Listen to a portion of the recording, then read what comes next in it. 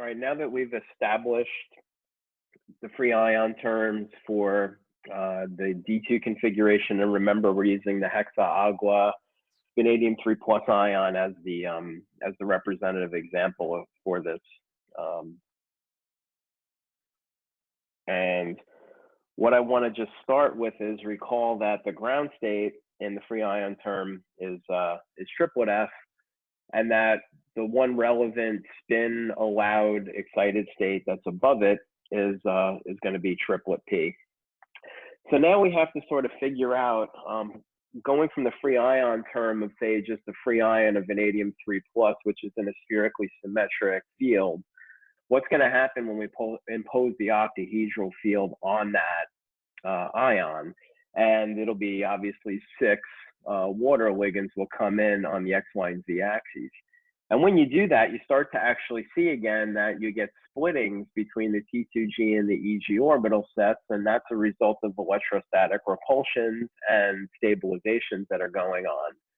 And one of the ways that you can, sort of think about how to correlate, much like we do with molecular orbital theory, how do you correlate free ion term symbols to ligand field term symbols, and then effectively to extreme, ligand field splittings? And that's going to be done with correlation diagrams again, and we're going to kind of work through this. But the idea being that what you remember from doing the free ion terms is all of those free ion terms had different energies associated with it, simply because of the fact that the electron configurations are slightly different. Remember, all the orbitals are still degenerate in that case, but just the way you're arranging the electrons changes the electron-electron repulsions, and the differences in energy that get generated gives you effectively this whole manifold of available energies for each of those term symbols. But the one that we really care about is what's the difference in electrostatic repulsion between the triplet F and the triplet P. Those are the two that we care about, because that's going to be the ones that constitute the spin allowed transitions when we put this in an octahedral field. Now they're separated by an energy that's 15B. B is effectively a repulsion term that you'll find within the or I should say, it's an intra-configurational integral. But the idea is the extent of electron-electron repulsion is what is dictating that. The larger that value is, the greater the repulsion. And the value for B in most of these cases is going to be anywhere between, say, about 600 to 1,000 wave numbers. But what they're actually called are Rocca parameters, and we're not going to go into the details of it, but the one that's relevant is this 15B separation. So let's just go through this. Now, if you start with, remember, we have a D2 configuration, the free ion vanadium 3. Straight above it is effectively the free ion terms. But let's put this now into a ligand field that's octahedral. So you do that, and now they split.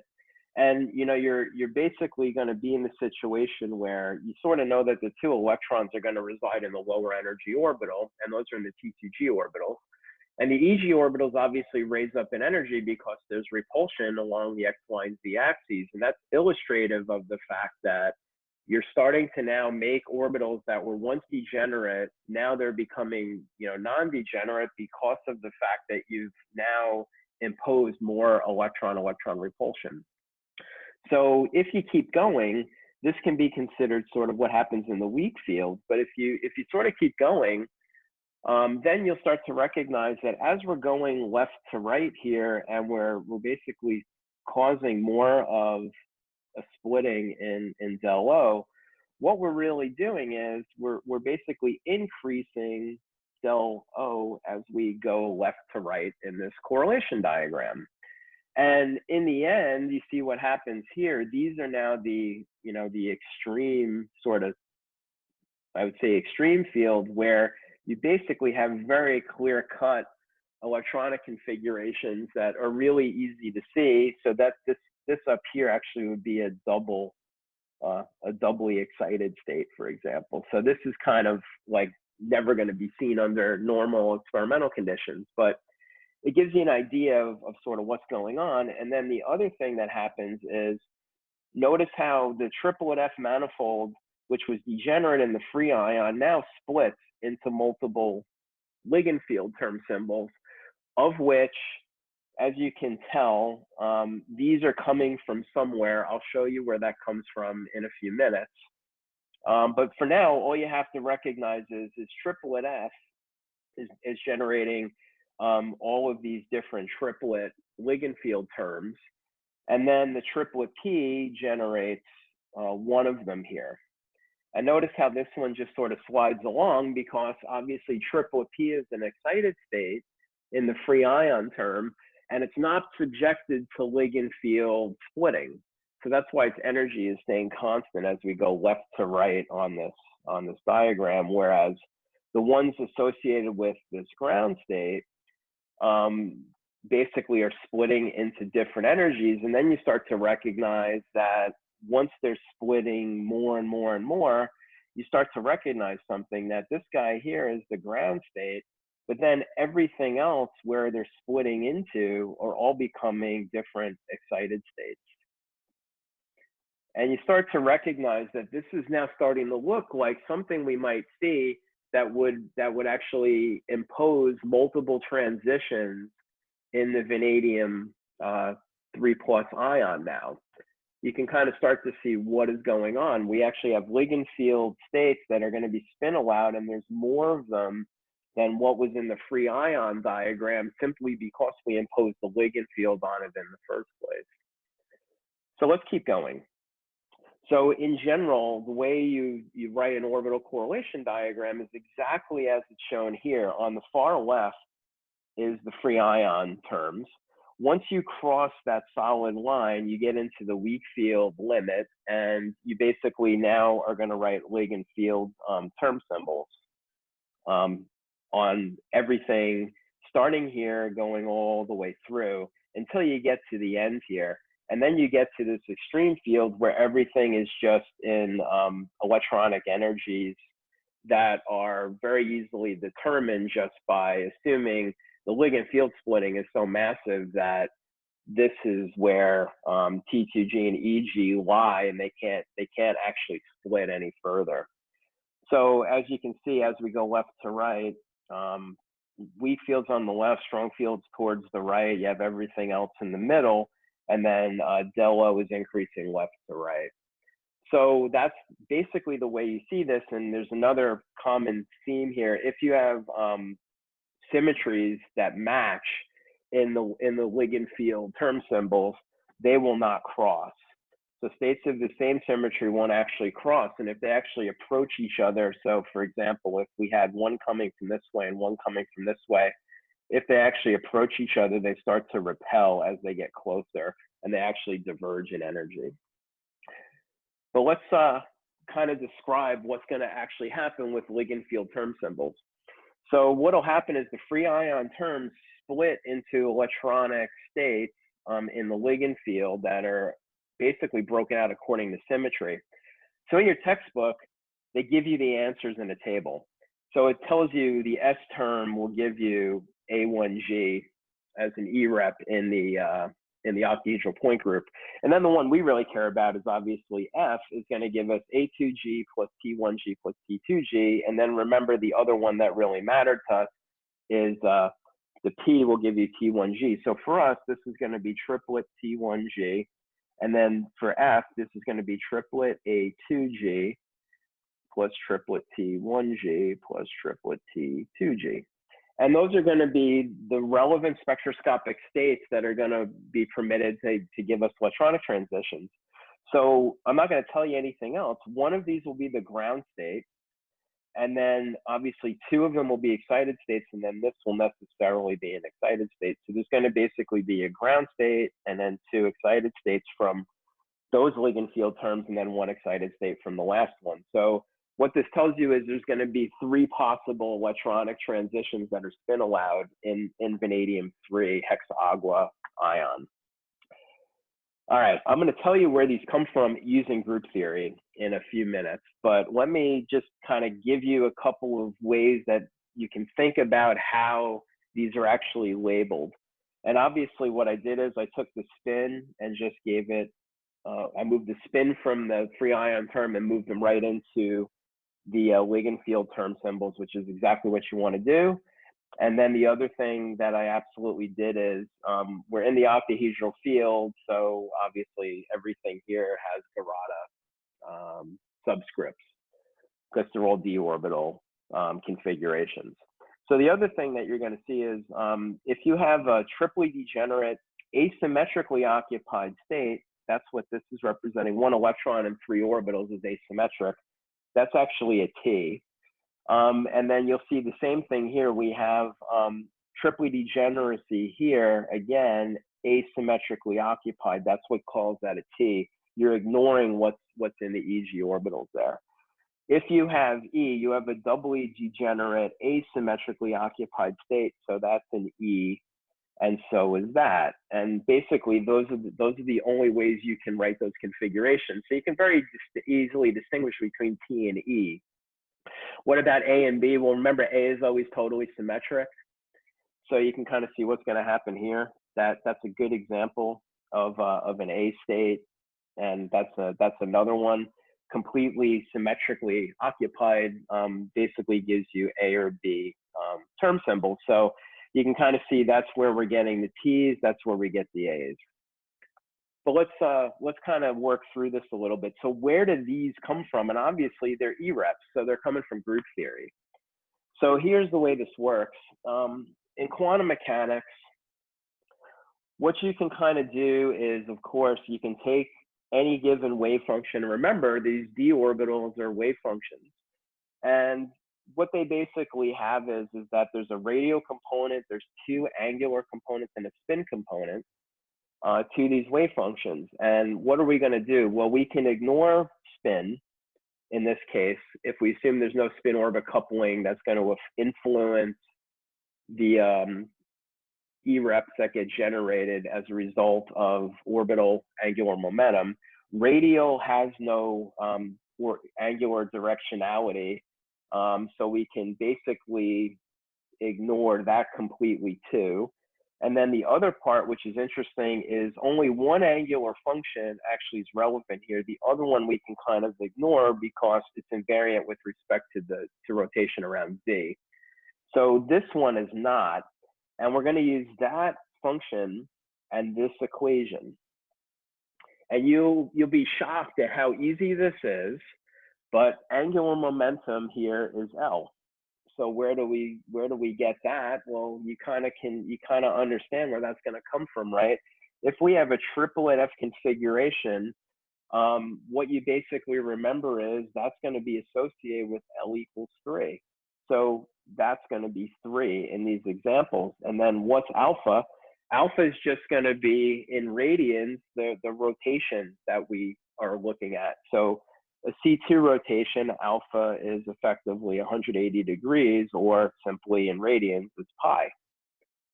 Because it's, remember, there's C alpha rotations if you have forgotten that little caveat from when we first started discussing group theory. So this is going to be a really straightforward exercise. You can use this equation to give you the characters of the representation that you then can reduce to its E-rep components to give you the ligand field term symbols. It's quite amazing that it works this way. And I'll give you one full-blown example in the next slide. But the key thing is that this equation is how the book generated all of those values that are in this table. So you can literally go through and calculate this for every single free ion term and come up with the associated E-reps from that treatment. But this is the treatment, and no one ever tells you this is the treatment. So let's just work through an example, because remember we said for a set of F orbitals, because remember we have triplet F. So in theory, what this is telling you is the triplet F term symbol is actually very closely related to what the observations are, at least in terms of the angular pattern that you see in F orbitals. So remember, that's where L equals 3. So the character for E would be 7. And then what else do you have to do? Well, look what I did. Instead of using OH, I went to a subgroup O so that I don't have to deal with anything other than rotations. Because O is a subgroup of OH. You can do all the work in O and then correlate it back to OH. And the only thing you have to do and recognize here is see how O's are missing all of the subscripts for Garada and Ungarada. Well, you just, if you have the octahedral case, all of these become G's. That's it. That's the only thing you have to do. Other than that, this is a beautiful exercise. So let's just start with this. So remember, L here was 3, so that gives you the character 7. If I do a C2 rotation, basically we already said that C2 is when alpha is going to be pi, and if you do this calculation, you're going to basically get a sign, or sorry, you're going to get a character of -1 for that rotation, and you'll get the same answer because it doesn't matter if it's perpendicular to it, you're still going to get the same answer. So those characters are -1. C3 is, remember now, 120-degree rotation, so that's 2 pi over 3. That gives you a character of 1. And then C4 gives you a character of -1. So now you have effectively a gamma, but this gamma that you now have is really interesting. It's the gamma effectively for the triplet F term symbol. And if you work it out, I promise you, this is the answer that you'll get. Except here, it'll come out as triplet F will come out as A2 plus T1 plus T2. And then you have to add the subscripts for Garada on each one. And then you have to just then add in the spin multiplicity, which is going to be triplet. And then you suddenly realize, oh, that's exactly what was in that other table. And you can do this for any value of L. So you can do it for the S term, the P term, all the way up to as insane number of highest order term you want to come up with. You can do this calculation and you will get the free ion term symbol every time. Or you'll get the ligand field term symbols from the free ion term symbols every single time. So the other thing is, if you go to the extreme right, remember that was the extreme field, then you can actually, just so we go back and do full circle with all the group theory terminology, you can use the octahedral direct product table to figure out what all those terms are going to be when you have 2 electrons. There's more complicated sort of approaches if you have a D3 or a D4 or D5 configuration, which is way beyond the scope of our course. But if you go all the way over, you kind of see the direct product of T2G times T2G gives you that E rep. If you take, basically T2G1 EG1 and do the product, you get T1G plus T2G. And if you have a doubly excited state, so you have, EG2, or basically EG squared, you see what you get. So this really tells you some things about, all of the different term symbols that you'll wind up getting from that particular treatment. So anyway, this is not really the thing that I wanted to discuss in any kind of detail. I just like to show you where everything is coming from so that it's not really a surprise. But if you think about it, the important thing critically to do is to be able to come from the term symbols that you begin with in free ion and then convert them into the ligand field terms. And then that's the whole process. And lo and behold, here's what we generated. So what I want you to kind of recognize is okay, there's the triplet F. So you can use that sign equation to give you all of those. Then the other relevant one that we cared about was triple P, and that gives you that ligand field term symbol. On the far right, remember the direct products we just did. If you do those direct products, those are the answers you get. That direct product gives you those. That direct product gave you those. That's where everything comes from, folks, and it's that simple. So now what you do is you correlate the left side of the diagram with the right, and this is just like an MO picture. You correlate this. You basically correlate the symmetries that are identical on both sides, and consider only the spin allowed transitions. So that is all you worry about. So if you kind of remember now, you're correlating as you're increasing the ligand field, you're stabilizing the ground state more and more and more. Because remember, these two electrons are in the T2G orbital set. So that's why they're getting stabilized. And then what happens with everything else? Well, as you're doing stronger and stronger ligand fields that are being imposed on it, remember that's increasing as you're going to the right. That's actually shooting up these other configurations. And you have intermediate and strong ligand fields, but then remember this one is only correlated to an excited state in the free ion term. That's why it just slides over. It's not subjected to ligand field splitting. So these guys will split, and that will really split. And then you start to recognize that, oh, look what happens. We have now the possibility for a ground state, and then there's excited state 1, excited state 2, excited state 3, where you have spin allowed transitions. So you might expect that there's going to be 3 spin allowed transitions now in the vanadium 3 hexaaglo complex. And that's really what this all comes down to, is you sort of start to recognize that there's a very rational approach to this, and then keep in mind that these are still Lepore forbidden, but spin allowed. So this is the complete correlation diagram that you'd actually would generate in the D2 configuration. And then you kind of can pick out what the spin allowed transitions are going to be and their approximate energies. To get the actual real energies requires the Tanabe-Sugano diagram approach, which is what I will start with on the next recording. So thank you for your attention.